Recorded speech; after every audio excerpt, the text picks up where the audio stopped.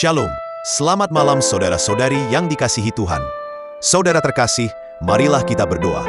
Bapa di surga, kami bersyukur untuk malam yang bahagia ini. Terima kasih atas kesempatan untuk merenungkan kekudusan-Mu. Bukalah hati kami untuk memahami firman-Mu di 1 Yohanes 3 ayat 2. Membimbing kami untuk hidup dalam kekudusan yang sesuai kehendak-Mu. Dalam nama Tuhan Yesus, kami berdoa. Amin. Nats diambil dari 1 Yohanes 3 ayat 2 yang tertulis demikian.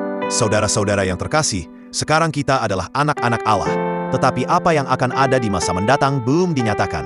Kita tahu bahwa apabila Kristus menyatakan diri, kita akan menjadi sama seperti Dia, sebab kita akan melihat Dia dalam keadaannya yang sebenarnya. Tema Kekudusan Akhir.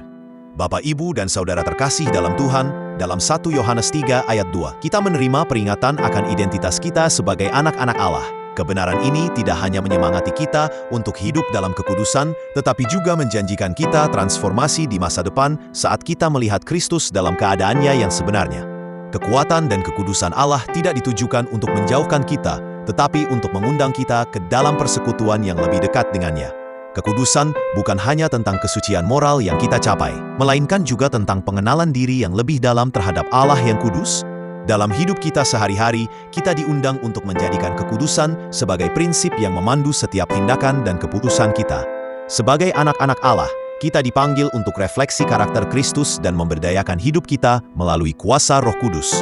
Menanti hari ketika Kristus kembali adalah motivasi bagi kita untuk hidup dalam kekudusan. Marilah kita terus memperbarui diri dan bertumbuh dalam iman, sehingga ketika Dia datang kembali, kita siap menjadi sama seperti Dia, bersinar dengan kemuliaan dan keindahannya.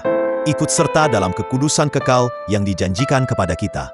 Mari kita menjalani hidup kita dengan berkomitmen untuk tumbuh dalam kekudusan, sehingga kemuliaan Allah dapat dinyatakan melalui kehidupan kita setiap hari. Hari ini agar kita bisa hidup dalam kekudusan, maka hindarilah perkataan atau tindakan yang tidak berkenan kepada Tuhan. Intisari iman. Kekudusan adalah panggilan kita sebagai anak-anak Allah yang bersiap menyambut kedatangan Kristus dengan hati yang bersih dan hidup yang diperbarui. Mari kita berdoa. Tuhan yang kudus, kami bersyukur untuk anugerah kekudusan-Mu. Bimbing kami untuk hidup sesuai dengan kehendak-Mu, dan jauhkan kami dari pengaruh yang merusak. Pakailah hidup kami untuk memancar kemuliaan-Mu, sehingga kami dapat menantikan kedatangan-Mu dengan sukacita. Amin. Doa berkat. Semoga kasih dan kekudusan Allah menyertai kita sepanjang hari ini, memotivasi kita untuk hidup dalam jalannya dan menantikan hari kedatangan Kristus dengan iman yang teguh. Amin. Selamat malam, selamat beristirahat, dan sampai bertemu kembali dalam renungan pagi esok hari. Tuhan Yesus memberkati.